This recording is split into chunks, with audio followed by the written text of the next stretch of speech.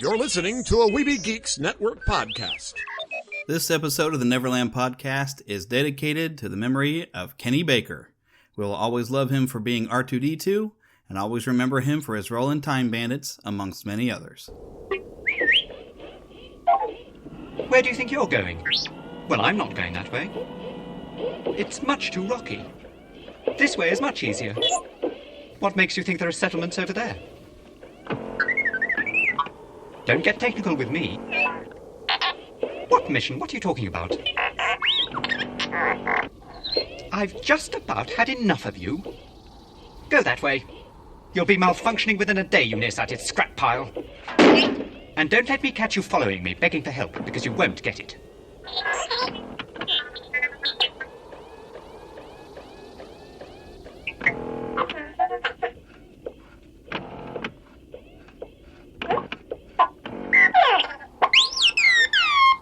No more adventures. I'm not going that way. Another world. Another time. In the age of wonder. There was once a dream. You could only whisper it. Anything more than a whisper, and it would vanish. A battle between good and evil. You don't know the power of the dark side. Where shall I find a new adversary so close to my own level? Try the local sewer. You know of the rebellion against the Empire? The Avengers, Earth's mightiest heroes. Peace means having a bigger stick than the other guy. One of these days, I'm gonna have a stick of my own. I'm Groot. Welcome to the Neverland Podcast. The podcast for lovers of Disney, Pixar, Marvel, and Star Wars. I'm glad you're here to tell us these things. Please welcome your host, Jeremy. I thought he'd be taller. Yeah, I can fly. All it takes is faith and trust. Well, if it isn't the Star-Spangled Man with a plan, what is your plan today? Up to Neverland!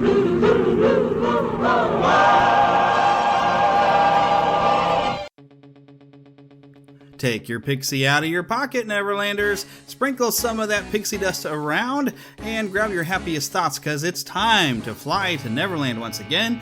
And my gosh, I've got so much to pack in here that I'm not sure how much I'm going to be able to pack in, because I have too much to pack into an hour. My goodness, this weekend was the Kansas City ComicCon, and I have been at the convention this week, and I got to sit down and talk with Margaret Kerry, the original model for Tinkerbell. She also had a panel. I did record the video of that panel. It was a fantastic panel. She was, I think, my favorite panel of the entire convention. Video of that I will hope to have up on Wednesday. Because I've got to share this with you. I'm going to have to edit it together. I didn't have to film it with two different devices, but there will be video. But that video is going to be completely separate from the conversation that I had with her before the convention started. She was here representing the group Thank You Walt Disney at thankyouwaltdisney.org. They are the ones that currently own the original Laugh-O-Gram Studios building, and they're trying to kind of make a museum slash learn about animation type of building. It's an ongoing project. They're still raising money for it. But they brought in Margaret Kerry for the convention to do this panel and invited me to have some time to talk with her, which was a real honor and privilege. And I've been told by so many different other podcasters of just how nice and wonderful she is. They just didn't do her justice. She is more wonderful than anyone has ever described. She was just fabulous to talk to, and it was so great. It was even really fun after her panel. I just happened to be walking out, and she was walking there alongside me and recognized me and said hello again. And she asked me, did you get to go and see my panel? I said, yes, I got video of it. She's like, well, you tell me when you get that video up. And I said, well, I sure will. Because, she was just delightful. And her panel was so great. But I got a bunch of other stuff to do before we get there. You recall from last weekend that Eric, Lost Boy Eric, Retlaw, was at Friends of the Magic. So I sat down with him this week to talk about his experience and all the fun that went on there. We got to hear all of his ride audio last week, and now we get to more of the story of it. So we're going to talk with him.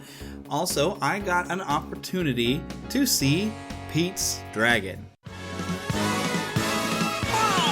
There'll be spectacle, there'll be fantasy, there'll be daring do and stuff like you would never see. Be a movie. Yeah, we're gonna be a movie. Starring everybody and me.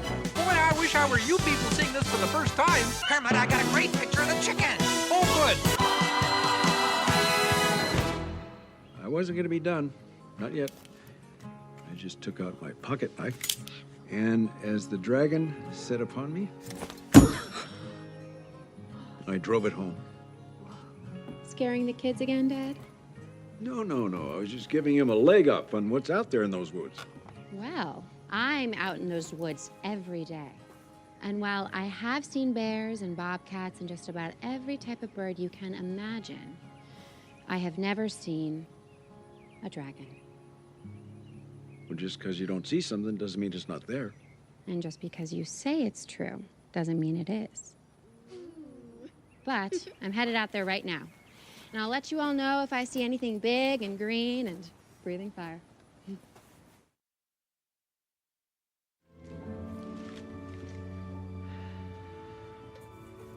You looking for something? Oh, you scared me. Why aren't you asleep? For the same reason you're not, I suppose. I guess you heard about the boy. I did. Word travels fast in this town. How long has he been out there? 6 years. 6 years? Nobody can survive in that forest for 6 years. At least not alone. Well, he says he wasn't alone. He drew this? He says it's his friend from the forest. And it reminded me of... I know what it reminded you of. That one? How old was I when you drew this for me?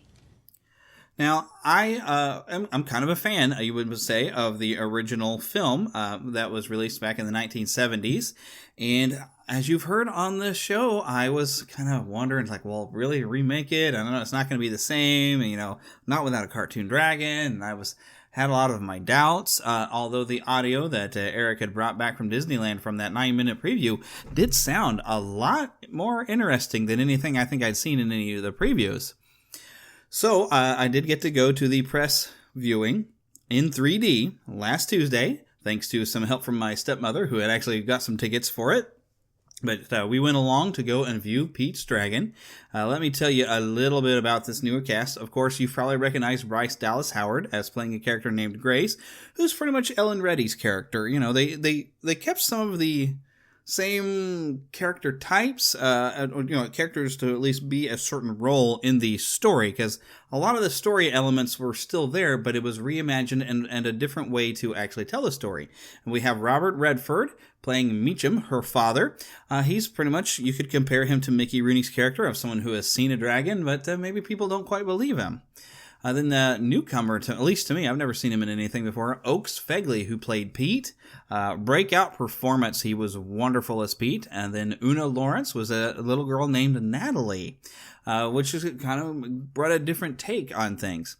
Also, Wes Bentley is Jack. That's Grace's fiance. Now, you might recall from the original Pete's Dragon that Helen Reddy's character's fiance was lost at sea somewhere, and she kept lighting up that lighthouse, hoping one day that he would come back. Well, in this case, the fiance is not missing. He's right there, and Natalie is his daughter. Also, you have Carl Urban playing Gavin, Jack's brother. Carl Urban, of course, you will recognize from Lord of the Rings. He's been playing Bones in the current Star Trek films. Wonderful actor. He's good at whatever he does. This is the first time I've seen him play, well, he's not really a villain, but he is an antagonist in this. This film, though, it gives you a little bit more backstory. Overall, it looks like the film kind of takes place in the 80s with the style of the cars and stuff like that. I think they wanted it to feel a little bit about maybe the time that the original film came out. And if you recall the original film, it was, set at some, 20 years or so in the past from the time that it came out. It seemed kind of retro in that fashion. And it looks like they went for that same kind of thing, by, hey, let's set it in the 80s. But we get to see Pete getting lost from his parents and being orphaned from his parents, and when he first gets to meet Elliot at the beginning of the film. And the nice thing is you get a real good hint with this book that Pete has that says Elliot is lost. And this keeps coming up and coming up in the film. Now, if you recall, in the original film, you don't get much for whatever becomes of Elliot at the end. He just kind of goes away. Well, they resolve that. This time, you have a full story arc for even Elliot that you kind of get the idea that the reason why he relates to Pete might be because he is indeed lost from his family. And they keep talking about this sort of a story and a song of these dragons up over in the mountains to the north. And if you could follow these stars, you would find them. It keeps coming up. And so you know something important is coming from that. And I did really enjoy that, getting that extra story and to flesh out Elliot. The rest of the story is, pretty much what you would expect, where Orphan Boy is suddenly found by Grace, who is a park ranger in this area. There are some lumberjacks working nearby that her fiancé Jack is kind of in charge of them. Gavin is a fellow lumberjack. And you deal with, Pete, who would not normally come out of the woods. He's enjoying his life with Elliot, but of course he sees Natalie and, that's the girl, and he ends up coming out and being found. And so you have, of course, the development of Pete finding a new family, the slow development of that story, the chance exposure of Elliot to the outside world and everything that will become of that, and of course somebody coming along to try to make money from Elliot, like you had Dr. Terminus in the original film who wanted to basically take all of his internal organs and make medicine, so he was a snake medicine seller, so he wanted to chop up Elliot. This time you basically get around to, people would pay to see a dragon. So there's money involved. But you kind of get to see that he's not necessarily a bad guy. He's just, acts like a jerk sometimes. And, he's sorry about it later. You can kind of tell. But that's where this kind of story revolves around. And, of course, the relationship between Peter and Elliot kind of seeing, as we saw in the original film, Elliot kind of saying, you know what, this is good for you to have this family. And you need to maybe move on with that. So it's a very heartfelt story. There's times you're going to laugh. Elliot is a delightful character. The computer version really does remind you of the cartoon version. He has kind of the big chin. He's got the floppy ears. He has a big tuft of hair on the top of his head that runs down his back. He really did remind me of Elliot, and he, of course, just got a different voice, but he still talks about the same kind of, kind of way, little grunts and things like that. But you get a lot of Elliot's communication kind of non-verbally. You know what he's thinking from the expressions and how he gestures. You really get some good conversation, and it really works. Now, the pacing of this film was pretty much the same pace that BFG was. Which worked great for it. And this works very well for Pete's Dragon as well. The pacing was perfect. It was good storytelling. You might know your own children on how they're going to be able to sit in a theater for a slower paced type of film that might be a little too slow for them. There are some moments of action and some bit of comedy, but it's just good storytelling. And a lot of the storytelling is done non-verbally through a lot of this film between Pete and Elliot. Although Pete does talk to Elliot, but Elliot doesn't communicate with with words. He can't speak. But overall, an excellent film. I hesitate to say it's better than the original because I know there's that nostalgia factor, but it may even be better than the original. The original, I do love it, of course. But I really did love this one. And, you leave your memories of the other one and just come in fresh to this one. I did get to see this in 3D, I said before. It wasn't really important to see this in 3D. There wasn't really anything that really screamed 3D. It was great. It was cool to see it in 3D, but of course it did make the screen seem darker because I had the glasses on. But I wouldn't say 3D is very necessary. It's not that type of story. But just very good. I mean, this is Disney getting back to the magic. The magic of live-action Disney film. A wonderful movie. I highly recommend it. Go out, check it out. Pete's Dragon. Do not miss it. Now, I normally would do a trailer park teaser before the movie, but we'll save it because, you know what? This was huge, and I bet you watched this already 100 times. But there was a new trailer during the Olympics for Star Wars Rogue One.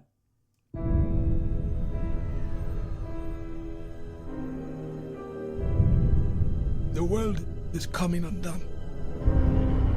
Imperial flags reign across the galaxy. Can you be trusted without your shackles? Let's just get this over with, shall we?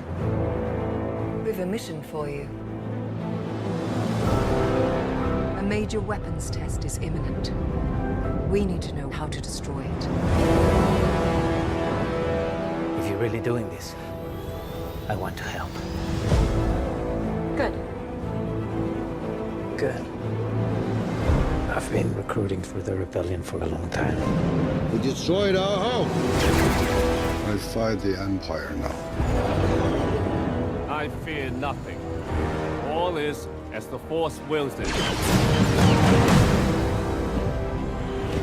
The captain says you are a friend. I will not kill you. Thanks. There isn't much time. Every day they grow stronger.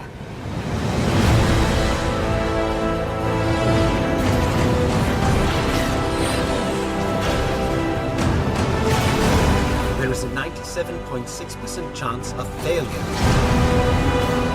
He means well.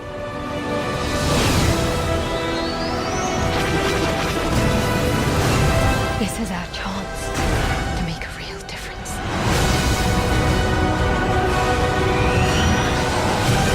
Are you with me? All the way.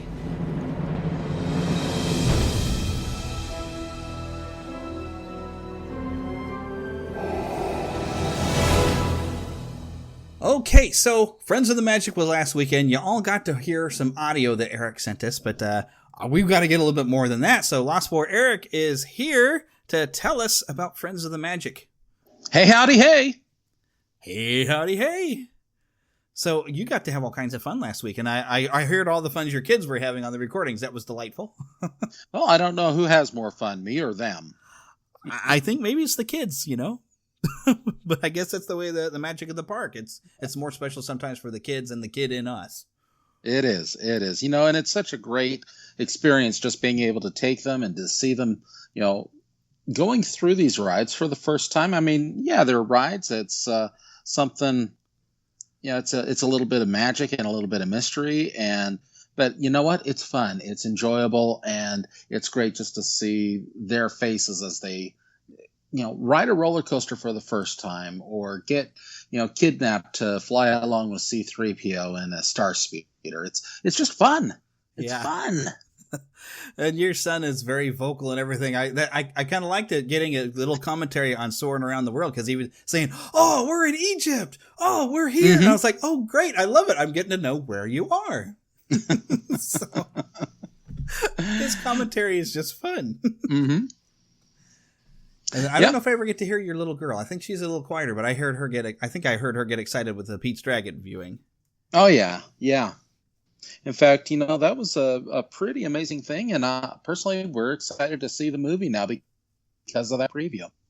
Yeah, listening to it, it's like, you know, this sounds better than what they've been putting on the commercials. So I was pretty excited to go, and everybody will hear. Well, I don't know where the review will be. Either you have heard it or you are about to hear my review of Pete's Dragon, because I did get to go. So, all right, well, let's start. I guess you arrived early Saturday morning.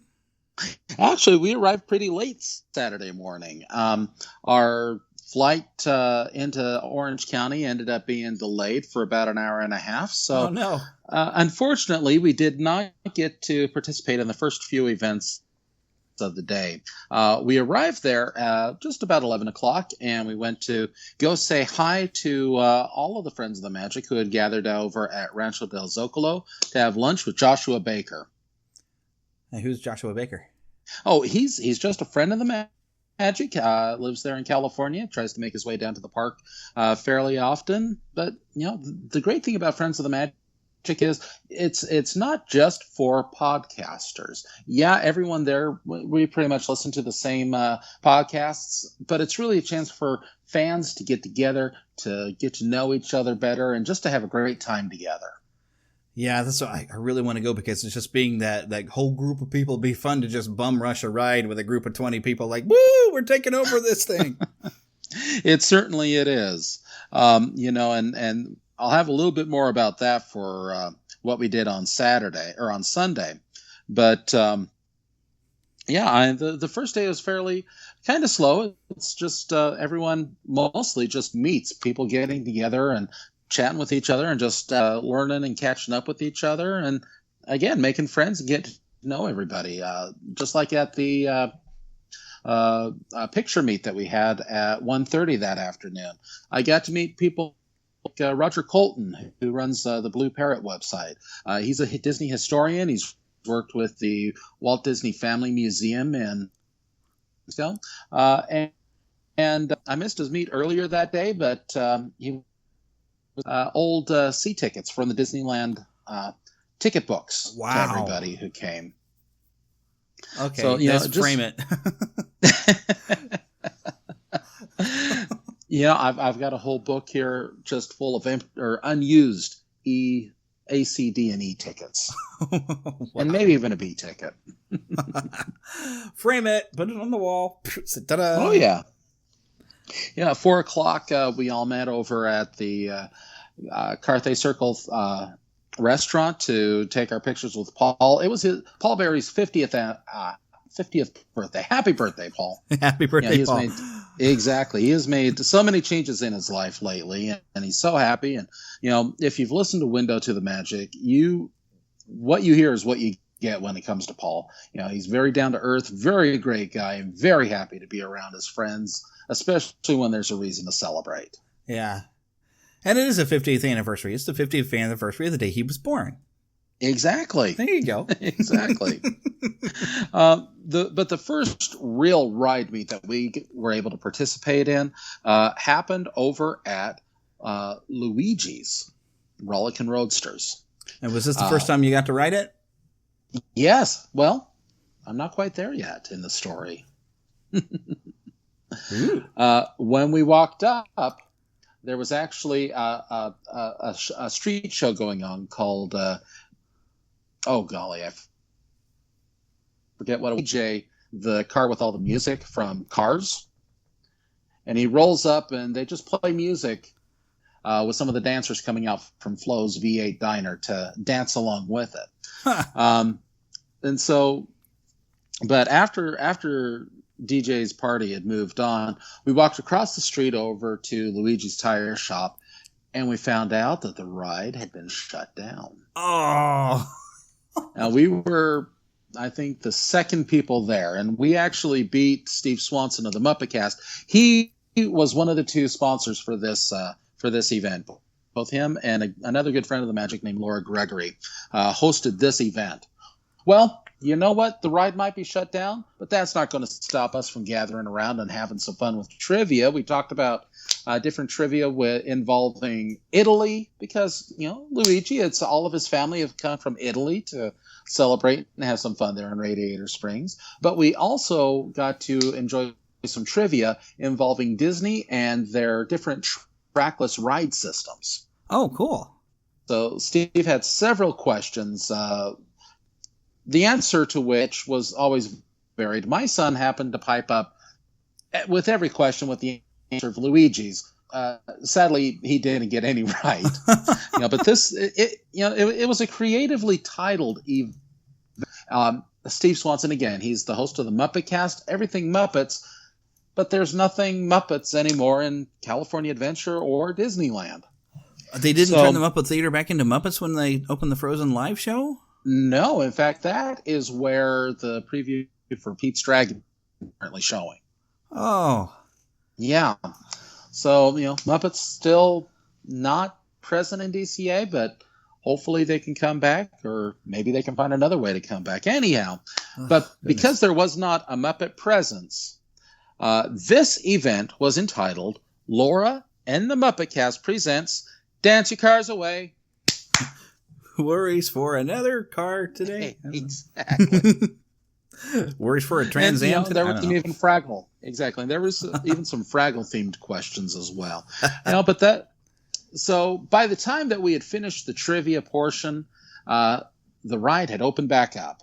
So there were 32 of us that entered in through the queue. We wound our way through it. There really wasn't anybody in front of us as we were going through the queue. But as we get back to the loading area, no one's moving. And we sit and wait for about 10 minutes, and no one's moving. Least of all, the cars. Unfortunately, the ride had gone down again. Oh, my goodness.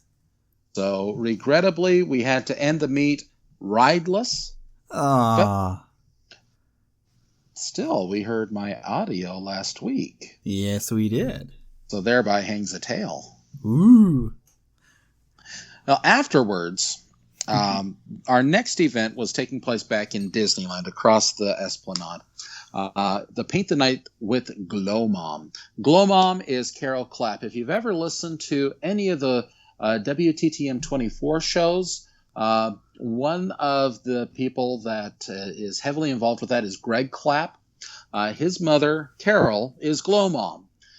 Several years ago at different meets, she brought glow sticks for everybody for the electrical parade back when it was showing at California Adventure. And so now her tradition is anytime we get together for a nighttime parade, Glow Mom brings glow sticks for everybody. And so because it was a wait for the next parade to start, it again gave everybody a chance just to sit down, chat, get to know each other better, and again, pass out those glow sticks and get ready to paint the night again. For the last time. It was a little bittersweet. It was definitely bittersweet because we don't know if we're going to see this again.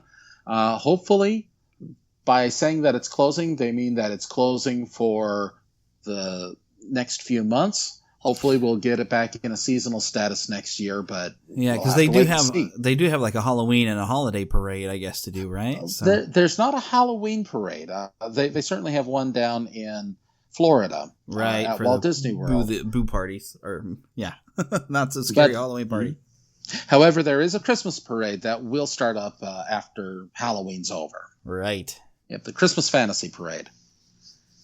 But again, we all rocked out to When Can I See You Again? And sang along with Elsa as She Let It Go, and just, again, had a good old time. Due to the late hour, that left us with one more event that night. Spooky. Exactly.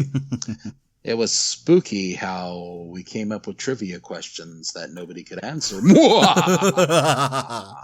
I thought they were easy. Well, and we did a good job stumping everybody, and I certainly hope that we've got a few new listeners this week. They were like, they talked to the voice of, who did they say her name was? I'm like, I could just imagine somebody listening like, oh, they had Sunday Cummy on here. Let's see, what was the actress of Sunday Cummy? Can I find that episode? Which it would be several episodes that she's come along. So Well, we love you, Katie Lee. Yes, we love you. We need to teach more people that you're out there. Exactly. And that pretty much ended our night at Disneyland. I'll tell you though, there is nothing like walking through an empty park, especially that time of night. The lights are on. There's still background music, but it's quiet. You don't have the throngs of people walking around. And it just gives you this whole opportunity to really take in Disneyland in a way that you can't get anywhere else. Which, quick little thing I want to throw in. Whoever answered that Walt Disney Municipal Park, that there was a park. Actually, there is a park named after him, but Walt wasn't there for the dedication of it. But the pool... The pool is inside the municipal park, so I kind of feel like I hope she got like a prize anyway, whoever it was, because she was mostly right, and I was like, you know what, I would accept that because we had stumping people, so I hope she got at least something. Well, we can follow up on that. Yeah, just like, because you were really close, because the pool is inside the Walt Disney Municipal Park, and I have taken a photo of that, and maybe this person is a listener and has seen that photo because I know I've posted it. And I'm thinking, because that's kind of right. But Walt wasn't there for the dedication of a park. He was there for a dedication of the pool. So that's why it's not quite right. But I was close enough. I was like, maybe we should have given her one of these pins. So. Did you keep one of the pins for yourself, by the way? I did. Okay, Thank you very much. Because it's a very apparently rare, and I got these when I was at that event in Marceline, and this apparently was part of the 50th anniversary event, and this is, I guess, some pins that the employees were able to get a hold of, mainly. I don't know if they were for sale to the general public or not, but very special pins. So those of you that got it, enjoy them, love them, keep them for years, share them with your children. Anyways, okay, so Disneyland at night. Again, if there aren't words, it's just beautiful. Did you get a chance to take a photo? Because I've seen where people will go and like the last thing to do, they'll turn around and get a picture down Main Street of the castle where nobody's walking around but everything's lit up. You know, I didn't, but my personal thing is I like to get pictures of the castle first thing in the morning after the sun has come up with nobody in front of it. Yeah, if you can catch it, I guess at the right time, you might be able to do that. And I've got a whole bunch of photos on my Facebook page of just that subject. I think the coolest shot I have of the castle, I got, I found it on Facebook because while I was down in 2009 in Walt Disney World, there was a shuttle launch. Oh, cool! But I was asleep at the time they launched it, so I didn't get to look outside. You probably see it. But Disney posted on their official page, and I saved it and I kept it because I thought it was beautiful. But they had the castle, and you could see the rockets going up over, and it looks like a shooting star going up. It's a really, really cool picture. But it was wee hours of the morning. It was probably like 4 or 5 in the morning or something that they launched that. Wow. But yeah, I understand, if you get the right at the early morning, but instead of the sunrise, though, this was a rocket launch. But yeah, it is beautiful in the morning. It's beautiful any time of the day, but I understand this is beautiful in the morning. Almost definitely. Now, we're the kind of people who we like to be there at the park as early as possible, regardless of whether we only got 3 hours of sleep the night before because of how late we got back to the hotel and how cranky the kids were. But we decided to hit California Adventure first on Sunday morning. We did, like I said, we walked over to Carthay Circle a little bit on Saturday and spent some time there, but really we didn't spend much time in California Adventure that day. We got there before any Friends of the Magic event started, and that is when we discovered there was only a 10-minute wait for Soarin' Around the World. And I'll tell you, I am going to miss Soarin' over California. I've got a couple of little issues with Soarin' Around the World, namely the transitions are a little too quick and contrived, and there are some scenes that look, well, a little more CG than actual architecture, but it's still a pretty good successor to Soarin' over California, and I'll definitely be catching it again. Yeah, and I like that they kept pretty similar to the original music that was there before. I liked being able to hear those themes, and I don't know if Jerry Goldsmith came in and composed something new, or did they get somebody to kind of take his themes and just add other culture. Yeah, I'm not sure who came in and did alternate arrangements. Unfortunately, Jerry Goldsmith passed a few years ago. Oh, that's right, he did, yeah. But still, it's great music. I've still got the original Soarin' soundtrack on my phone. Pull up anytime I need a little pick-me-up, and it cheer me up. It is good stuff. So, but since we had gotten in there so early, and since we now had plenty of time since Soarin' had such a short wait, we finally got to ride on Luigi's Rollickin' Roadsters. Yay! And it's definitely a different attraction than Luigi's Flying Tires, but it's still in the same area. But, it's definitely interesting. It's a trackless ride system. There are several cars that move independently of each other, and they go through their different dance moves as you're sitting there riding in them. One that caught me almost by surprise is there was one point when our car started spinning around very quickly. And again, just a lot of fun. Yeah, it looks like fun. Scott of Disneyland posted some high-speed video, actually, of it running overnight. You got to see, it's neat because it looks like a musical theater on Broadway. They're just doing these coordinated little dances around and spinning and twirling and doing maneuvers, and it just looks like fun. Well, and each car has its own name. It has its own little personality, so they make it fun. Oh, I am actually excited for that because it's a simple rides sometimes are the most fun. Oh, yes. The first Friends of the Magic event that morning, though, was brunch at Flo's V8 Cafe. We were right in the area, but we'd already been going for a couple of hours. We already had breakfast. Excuse me. We just popped in and said hi to everybody and said, enjoy breakfast. We're going to go ride Radiator Springs Racers. Oh, yeah, you got to. Oh, yes. And again, this was my daughter's first time riding this ride, and let me tell you, it was a hoot and a half.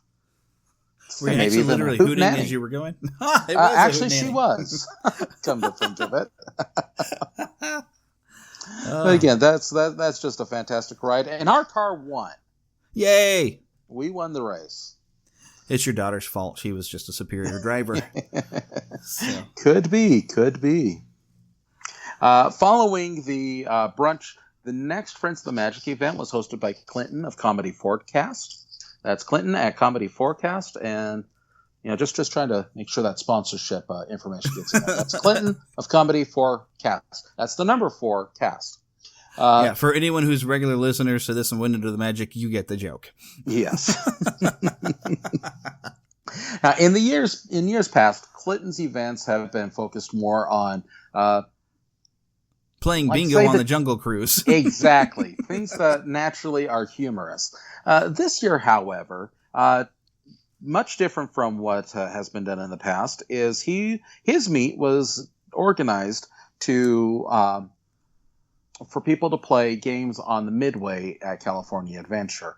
There's Casey at the Bat game where you throw a baseball at a target. There's a little racing game involving different versions of Bullseye from Toy Story. It's just a lot of fun. And of course, as with any carnival games, you win prizes of stuffed animals. Well, the object behind this was not to win prizes for ourselves, but to win prizes which would be then in turn donated to the Children's Hospital of Orange County. Yeah, and I saw that post and I was like, oh, that was a cool idea. That's something different. Mm-hmm. And it was very successful, and again, a good time was had by all. Yeah, and there was a lot of toys. Oh, yes. And I'm sure that they are definitely appreciated. Yeah, boy, I wonder if Clinton got to go and hand out the toys, because he should share pictures. Mm-hmm. Well, I know that he took them. I know that he took them over there. Because how much fun would that be to get to hand them out, though? Oh, yeah. And get to see the kids like, oh, yes. Brighten up the day, because they're in a children's hospital, and, it's not fun. As long as it was Clinton and not Dick Bando. Exactly. Again, listen to Comedy Forecast. Yes, at comedyforecast.com. That is the number 4 at comedyforecast.com. Mm-hmm. Now, our next meet was at the Tower of Terror, the Twilight Zone Tower of Terror, and it was hosted by Paul's son, Calvin. I get the feeling that Calvin's a little distressed that this ride is going to be undergoing a theme change within the next few months. For those of you who may not know, it will no longer take us to the Tower of Terror. Instead, we shall be learning about our fears at Nowhere. Yeah, somewhere within the collector's collection. Exactly. And apparently you're helping the Guardians escape something, so... Yep, Guardians of the Galaxy Breakout is Yes. going to be the new theme. So it'll be interesting to see how things change. The great thing about Tower of Terror, though, is that, the theme may change, but there's still the option in Florida for us to go to, and there's still a very similar ride to what's available in California in Paris and Hong Kong. They've actually got a different theme for their Tower of Terror as well. So, again, it's going to be interesting to see how Guardians of the Galaxy are going to shake things up. Mm-hmm. And there's potential, if you're dealing with the collector and you're supposed to be seeing his displays, Howard the Duck could be in there. It's a possibility. That's true. That is true. That's something I hadn't considered. I think it was Skywalking Through Neverland. Somebody brought that up. It's like, wouldn't it be cool if Howard the Duck actually was going to be on display? And a little animatronic, Howard in there like, hey, let me out of this thing, That would be awesome. It would be. It would be. Again, we're just going to have to wait and see how everything turns out with it. Mm-hmm. But in the meantime, Calvin's idea behind his meet, and I did not pick up on the contextual clues of this, but everyone was to wear a hat as they're going on this ride. Now, those of you who might not be familiar with Tower of Terror, it is an elevator ride that drops you faster than the speed of gravity. Yeah. And which means you're not going to be wearing a hat for very long. So let me guess, the idea was to get a picture on the drop with everybody's hat flying in the air? I guess so. But we were also encouraged to scream as loudly as possible so that the people down at the ground level would think that someone had died within our elevator. I think we may have succeeded. Now, this was also a first for my little 4-year-old. Ooh. It may have also become an only for my 4-year-old. So we shall see if this has traumatized her too much or not. The next meet that afternoon took place over in Tomorrowland with Shelley Valadoid. She's also known as she has a column on Mice Chat called Fab News. She's well known with most people who are associated with Mice Chat. She wanted to ride the monorail. So, sure. And you can have fun on the monorail. Exactly. Several of us boarded in Tomorrowland. There was a group that was going to board at the downtown Disney stop. We got to downtown Disney. We found that group way too far back in line, and we sadly waved to them as our monorail pulled out of that station on its return trip back to Tomorrowland. Womp womp. Sorry, when we say monorail, we have to we have to womp womp when there's a monorail. Exactly.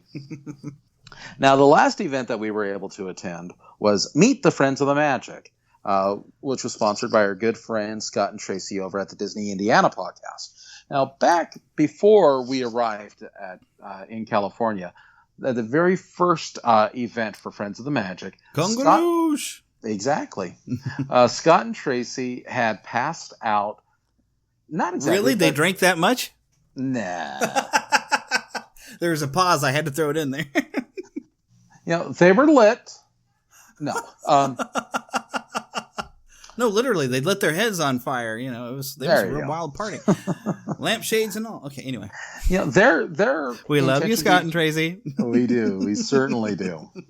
Their intention was to get everybody to get to know each other a little bit better. Like I said, a lot of this is getting to meet new friends, getting to catch up with old friends. So what they did is they took basically a bingo sheet, and instead of bingo numbers and letters, they had different things that you may or may not have done. And it was your goal to fill out all of the spaces with the name of a different friend of the magic so that we could get to know each other, learn who could name 4 different Disney mountains, who has been on a Disney cruise, who has been to a Disney park on another continent. Questions like that. And again, it was just really fun being able to speak and chat with everybody. And this final event that we went to, it was where everyone was to turn in these cards and a winner would be selected. There was actually a winner for the first person to turn one in, and then a winner between everyone who had turned in a card all filled out. For us, it was kind of bittersweet. It was our last meet with everybody, and it gave us an opportunity to sit down and say goodbye and wish Paul one more time a happy birthday and say goodbye to all of our friends, both our old ones as well as the new ones that we made on this trip. So it was time to say goodbye to all your company? Yep, MIC. KEY. We were going to see them maybe in a year. Oh, I guess I should have thrown that in. KEY. Why? Because we're all friends. And there will be Friends of the Magic 2017. There will be. It's already been scheduled. Yep. And I will still be in school, but once I finish school and I have a much better job and much better income, I'm going. So if not 2017, I will be there 2018. Your spot's reserved. Exactly. I will be there. And people will be like, oh, that's what he looks like? Oh, good Lord. But, again, Friends of the Magic, it's right there in the title. It's friends coming together, friends celebrating together, friends enjoying each other's company. And it's what magic. Better place? Yes, exactly. What better place than Disneyland to get that Disney magic and to experience and go on these rides together, to have fun with each other. And, I think if you'll remember back in the Muppet movie, Gonzo sings, I'm going to go back there someday. Mm-hmm. And there's one line in there. There's not a word yet for old friends who've just met. We'll have to come up with that word by 2018 when I'm there. Oh, it's already been coined. And what would that word be? Podcasting. There you go. Everyone came together because in 2005, a guy went to the 50th anniversary of Disneyland ceremonies. Thought, you know what? We can share this with somebody. He was watching a parade near the telephones that are over by the Matterhorn. He was talking with his dad on the phone, and he lifted the phone up so that his dad could hear the parade going on. And that was the birth of Window to the Magic. Paul, you are a great friend. You have made so many great strides in your life, and we are so grateful to be able to call you a pal and a buddy. Thank you so much for giving us this opportunity to get together as friends and to enjoy each other's company.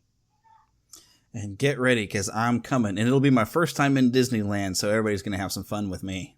Oh, exactly. And they'll be like, you got to do this now that you're here. And you know what? There'll be a lot of firsts for most of us on that trip, because Star Wars Land is going to be open. Oh, heck yeah. Oh, heck yeah. And I will just schedule a Neverland Meets on that Millennium Falcon ride, I think. All right. Say, we are going to live out every childhood fantasy we had sitting on the porch when we pretended we were in the cockpit, okay? Mm-hmm. We're going to do it for real. There you go. Because we know it's real in Disneyland. Exactly. It's real. You heard it here first. There we go. All right. Well, thanks for recording some rides for us and coming on to tell us about it. And we need to see you around here more often. We haven't had John in a while. Yeah, definitely. And hopefully we can work out that, a little trip for me to head out to Marceline myself.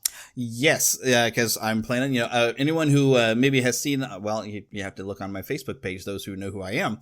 My full name, which if you are a part of the Neverland Facebook group, you will get my entire name and will find me then. But I've been posting, there's a new show called Who Did That Voice? Very fun podcast. I think he's got to have gotten a new and noteworthy. He's gotten a lot of downloads, but this guy, Trenton, that I've been talking to, who's the host of that show, he's planning to be at ToonFest this year. That will be coming up here in September. You're going to hear me start talking about it as we get close to it, because it was fun having a bunch of y'all at Planet Comic-Con and seeing some hands go up when I asked, so how many people actually listen to the show? And when I saw hands go up, I was, warm fuzzies, but I would love to have some people who happen to find me there at ToonFest. And, I get a little shy sometimes, but, it's coming. All right.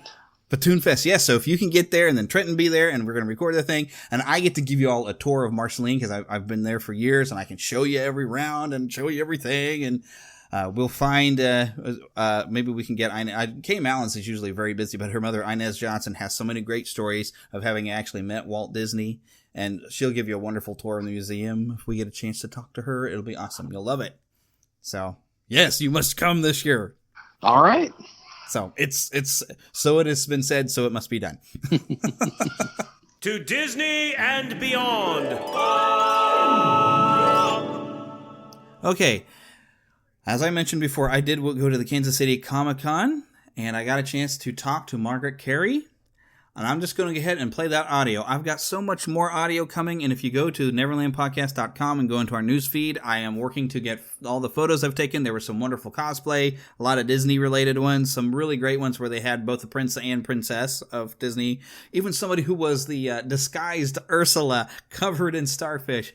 Lots of great costumes. Come by the website and check this out. I will in the coming weeks try to share more audio that I collected. I mean, I talked to a lot of different people, a lot of different actors. I talked to one of the puppeteers for BB-8. I wasn't able to record with him, but I did, talk about what I talked about with him.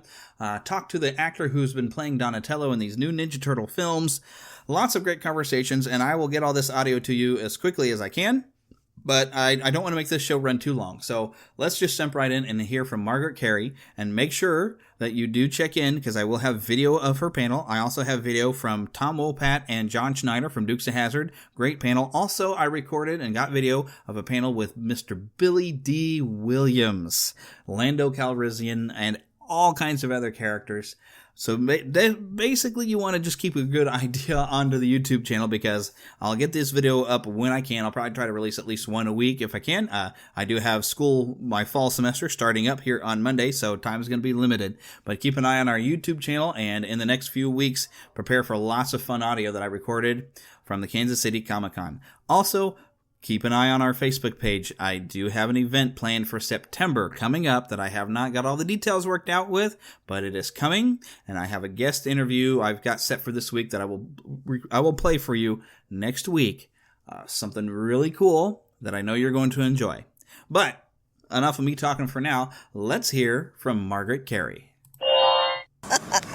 All right, Neverlanders, we're here standing with Margaret Kerry, Tinkerbell herself. Hello. Hello. I'm so happy to meet you. The Neverlanders broadcast. Yeah, Neverland Podcast. So it's appropriate. I had to talk to you. Oh, well, of course. You know, it's so interesting. When I do my research or talk to people, they ask me questions. There are many, many people who spell Neverland for 2 words. But I happen to have the original book by James M. Barrie with me, and he spells it 1 word. Mm-hmm. And every once in a while he says Never Neverland. Exactly. Just every once in a while. So that's your lesson for today, everybody. And buy a good hardcover. I got a hardcover for about $10 at a Barnes & Noble, if I can speak English. That is a very priced thing. It's a very nice hardcover, so it's worth having. Classic books are always worth reading. Absolutely, and it's lovely to hold a leather-covered book in your hand. You feel so swell elegant. It's like, look, I'm reading sophisticated literature now. That's right. Even though I've probably been through the book more times on audiobook, I kept checking it out of the library. I used to work in an office. Oh. And so I'd listen to it. And well, do you remember that in the book, if people haven't read it, they may not know, that all the Lost Boys were taller than Peter Pan? Yeah, because they describe him about 6 years old. Yes. Still has his baby teeth. Yes, and the other thing was that Peter could never figure out what twins were, and he wouldn't let any of the boys tell him, because the rules were that none of them could know things that he didn't know. Right. Otherwise, they were out of there. I thought that was so funny. Yeah, and my wife actually quotes the book at me when I would say, "Oh, look how well I did at this." She'd say, "Oh, the wonderfulness of me," which Peter says out like 10 times throughout the book. Well, of course, and he's right. Mm-hmm. He's absolutely. We forget that he can be a little bit manipulative. Yeah. And I did over 600 cartoons, voiceovers. Wow. Clutch Cargo, The Three Stooges, Space Angel for television. They're still running. And so I speak different dialects and have several different voices. My goodness. And so one of the things that I do here at Comic-Con and do at Disneyland when I'm asked to, is I read from the book, actual scenes, and then I do the voice of Wendy, you know. Oh, Peter. Are you going to do that tomorrow at the panel? I am. Oh, I'm okay. I am. I'm totally going to be here. And then Peter's, well, my name is Peter Pan. And what do you mean? Yeah, that's all. Just Peter Pan. And then, of course, Tinkerbell. She's a little different than that. Yep. So I do the different voices, and I read the scenes. Oh, my goodness. Yes, I have a lovely time. I did that in front of 2 major audiences at the Ronald Reagan Presidential Library. Oh, my gosh. If you can believe. Wow. I got a standing ovation. But James M. Barrie will always get a standing ovation. Yeah. Well, it's good stuff. It's good books. I'm still trying to find, because I guess there's a second book, Peter and Wendy, and I never find it anywhere. It's my understanding that Peter and Wendy was the title that he gave the first book, and then it got changed. However, it's very muddy. At least my deep research. I like Wikipedia. Yes, I like Wikipedia. I'm sorry, Just folks. not always accurate, but it's close enough. Yeah, close enough. If you get into other research, I mean, they take 4 pages to tell you that he was actually born on the 5th block over on the 3rd a house, up on the second floor on the 9th. I mean, you say, I really don't need to know that. Well, except for Walt Disney, I do have to know that because, he's got one of his childhood homes is actually here on Bellefontaine. I went over there, I took some pictures of it, and I actually hosted a panel at Planet Comic-Con this year. I had some people from the museum in Marceline come down. We talked about his time in Marceline. Have you ever gotten to visit up there in Marceline, now that I think about it? No, but they have visited me several times when they've come to town, with the shows, and so I've gotten to know them quite well. It's a beautiful museum. You got to go sometime. I missed going on the Carolwood Pacific. That is the railroad that Walt Disney started. That was the name of his railroad in his backyard. And so there is an organization, Roger Brogy, and they piled. Anyone can join it. It's just a wonderful idea. But they piled everybody on a train, about 4 years ago, and they went to Marceline on a special coach, and they had a 4th of July party there. And I was doing another show, so I couldn't go. Actually, just a couple of weeks ago, they had some Disney Legends that were like the original Club 55 cast members there. They love having Disney Legends visit, and they'll let you do a program. There you go. You can sell some more books. It really is amazing. Walt Disney is amazing. We were just talking about this project here that I'm backing, which is Thank You, Walt Disney, which to me is so important because, and we were joking about it, but it's true, that Walt Disney changed the world. He changes, I don't care where it is. I don't think if anyone has ever seen a movie, they've seen a Walt Disney movie, I don't ever think that one of their kids will ever let them kill a mouse. Right. You're not going to kill that, are you, Daddy? No, Daddy, no, he's so cute. What? He's so cute. Walt Disney says so. And he changed our direction of the way that we feel about animals. We do. I remember, I'm so old. I was born in 1929, and I caused the Depression. Oh, yes, I did. You're laughing. But it went right downhill from there. So I went to work when I was 4. Wow. But my parents were old enough to be my grandparents.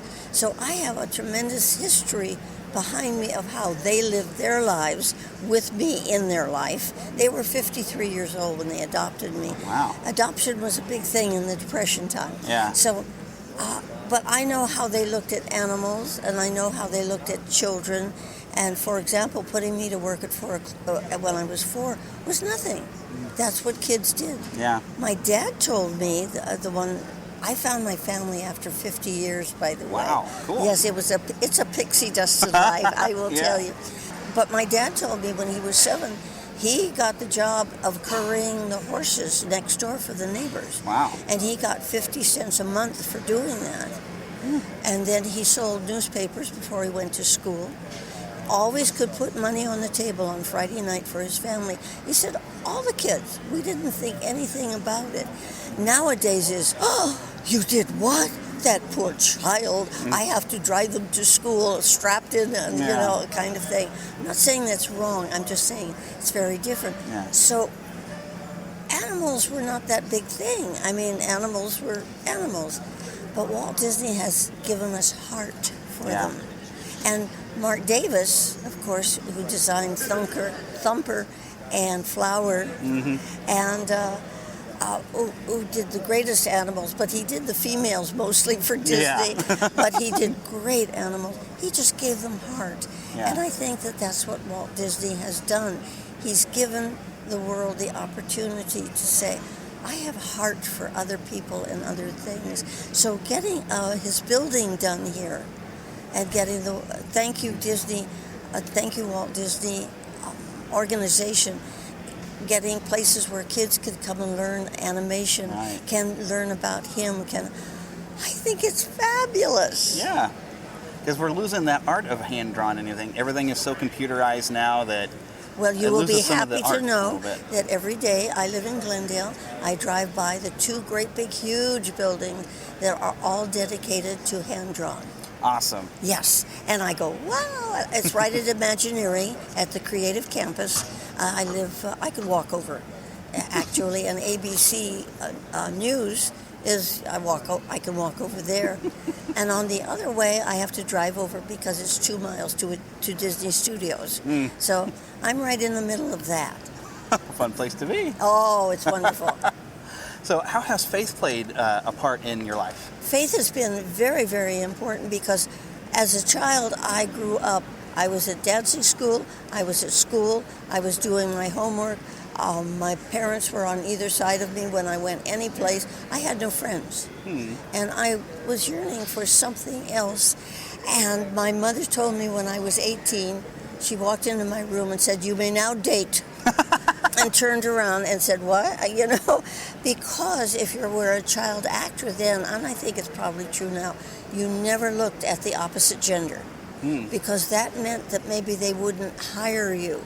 You were no longer a child actor. Oh. You know? Like, oh, wait, you've grown up now. And in one of the scenes, I tell the story in my book, with the Eddie Cantor movie, I was there with Dick Humphreys, who was my sort of love interest, sort of, you know, you could...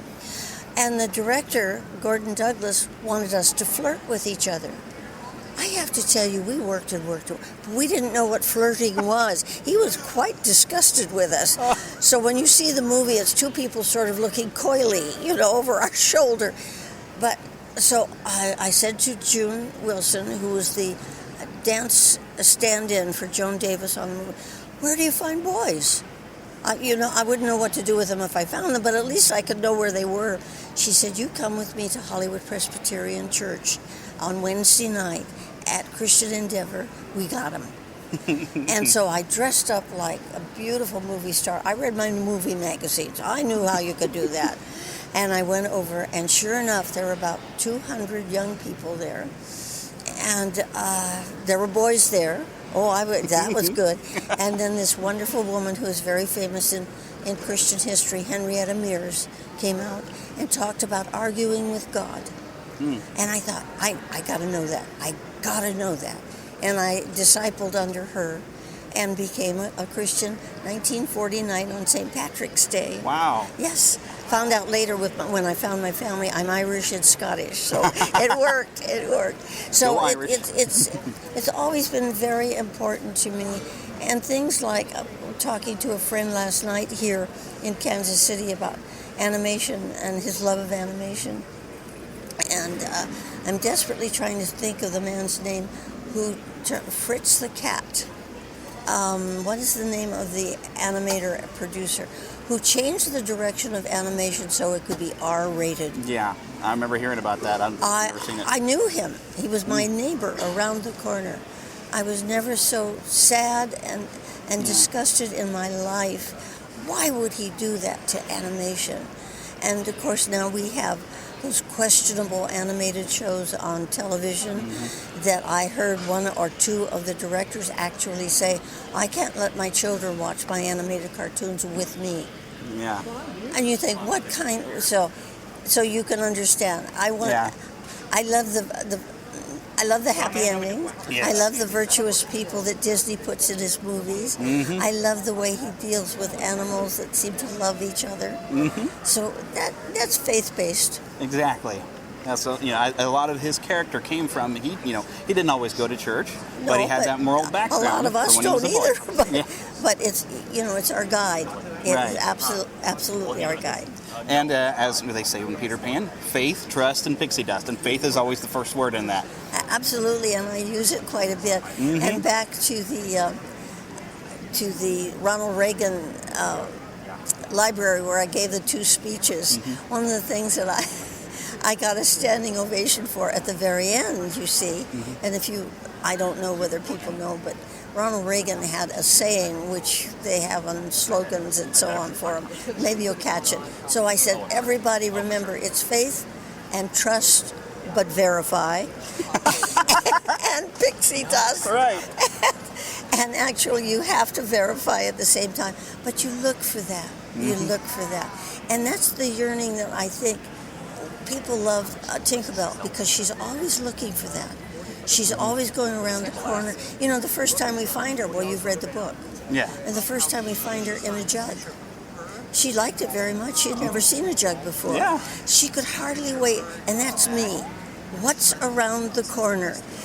Curiosity. And I think people and the expectancy that it's going to be wonderful, not what we are sort of getting. I'm not getting political or anything. I don't mean that. But for years and years and years, I love the California Angels. They're my team back at baseball team.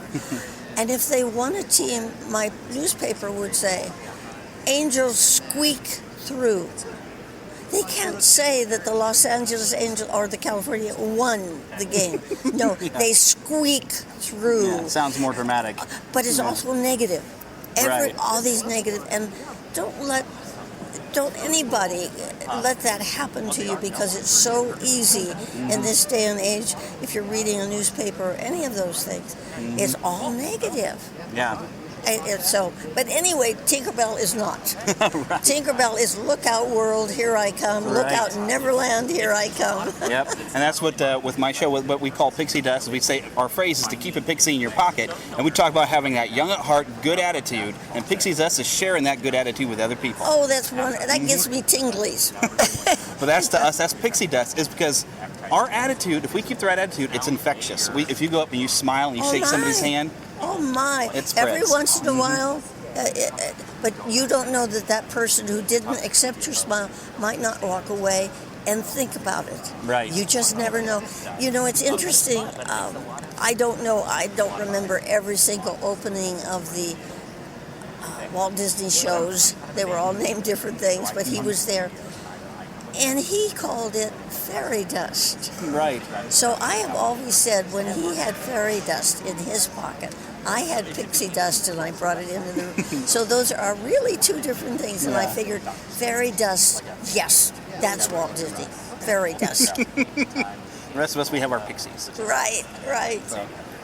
But, golly, I think we've covered about everything except for, you got to meet Walt Disney there on the set of Tinkerbell. I did so several times. Several times. He was charming. He didn't really know my name. He knew, Margaret, but that was it.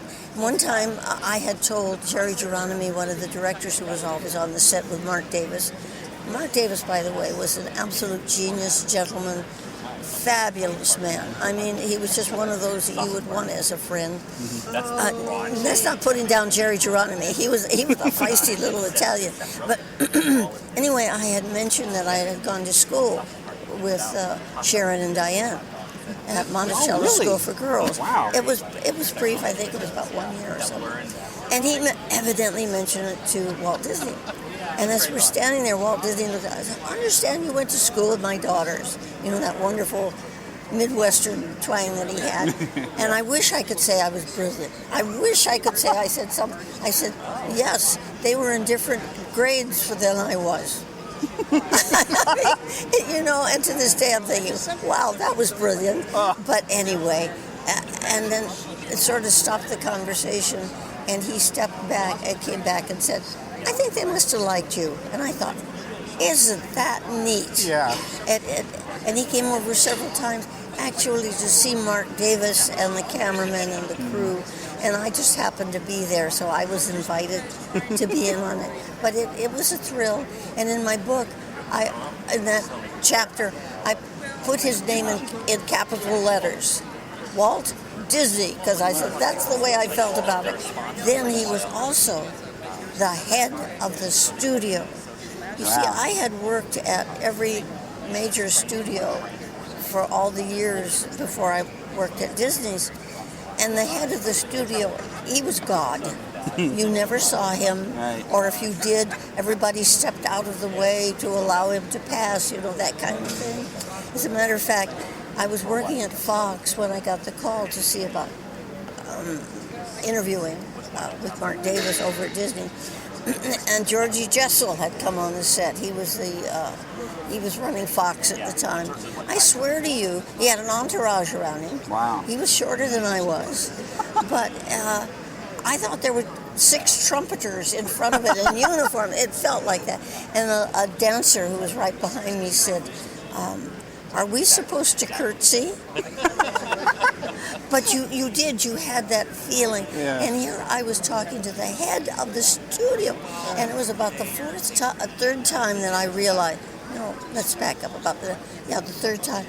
Not only is the head of the studio that I'm chatting with, he's Walt Disney. Right. But I wasn't too fast on the uptake and that kind of stuff. Because they were guys. They had stuff to talk about, Sure. And here's this little thing standing over here in her bathing suit and her cover-up. I would never meet him unless I had my little jacket cover-up over it. Yeah, those were the days when it was Mr. Davis, Mr. Disney, Mr. whatever. Yeah, modesty and respect. Exactly. Yeah. There was nothing wrong with it either. Right. Anybody. It was pretty great. I talked to Catherine Beaumont about it too, and said, "Did you ever feel uncomfortable there of the things that you were doing? All male crew and rough and ready and so on and so forth."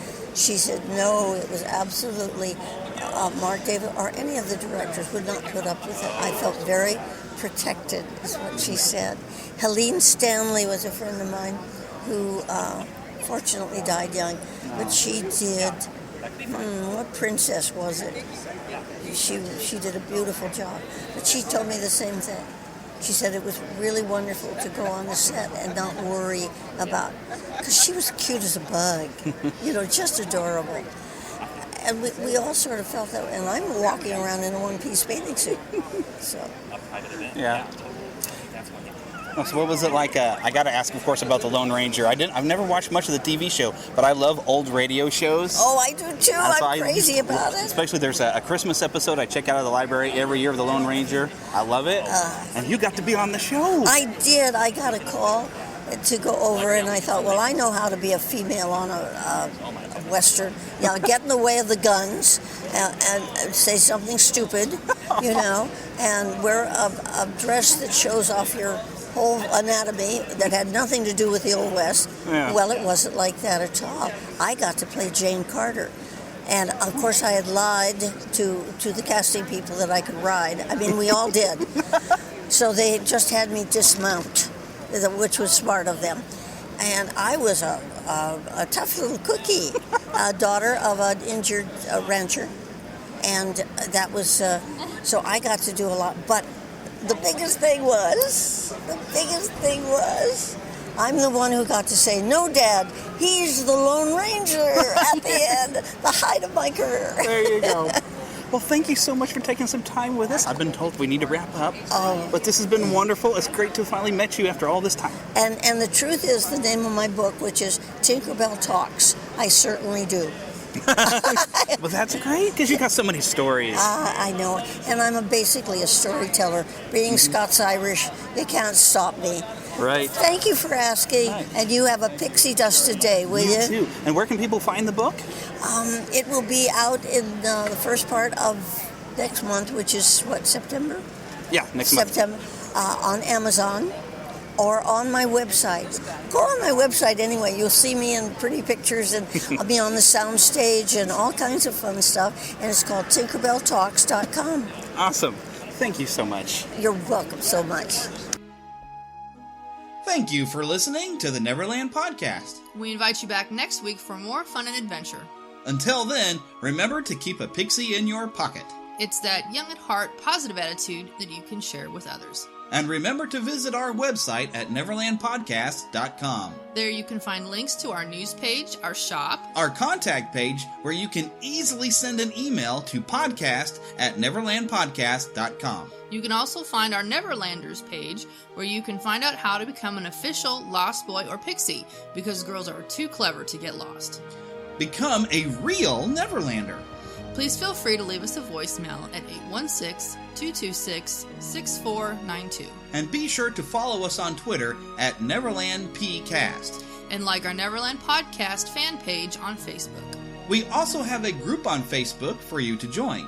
We also appreciate your support to keep the Neverland Podcast up and running. Visit patreon.com/Neverland Podcast to donate to keeping the pixie dust alive. Copyright content featured on the Neverland Podcast is copyright of their respective creators and used under fair use license. All original content is copyright of Blue Band Productions, and a very special thanks to Yeehaw Bob Jackson at yeehawbob.com for our new ending music. God bless! Yeah! This is Yeehaw Bob Jackson. Neverland Podcast, we love you. Neverland Podcast, we love you. Neverland Podcast, it's true. Neverland Podcast, we